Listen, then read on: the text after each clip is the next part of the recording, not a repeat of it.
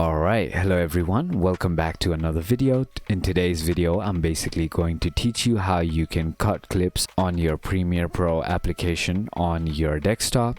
So this video is going to be a very simple and easy step-by-step tutorial, so feel free to watch the video till the end. And with that being said, let's get straight into the video.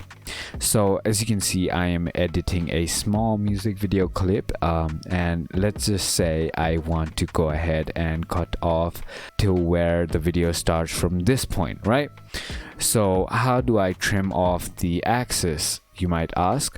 So on Premiere Pro there is a tool right over here. As you can see, it's called Razor tool. You can simply click on this icon or press C on your keyboard, and as you can see, there's my tool that is selected. So in order for me to go ahead and cut the part, I am basically going to drag this cursor on the timeline to from where I want the video to be started. So right over here, seems right. So I'm basically going to click on the video on the timeline right over here where my marker was, and as you can see, the video is cut now. So now I can basically delete this clip that I didn't want, and I'm going to drag it to the front. So this is where the video is going to start from, as you can see. And let's just say I want to cut it here, right? So I'm simply going to do the same thing.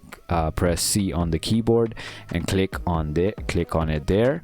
And if I want to go ahead and change something up, so if I don't like this footage right over here and I want to start again from here, I can basically cut here, and now I'm going to delete the middle part, as you can see, by simply clicking on it and pressing delete on your keyboard, and I'm just going to drag it over here.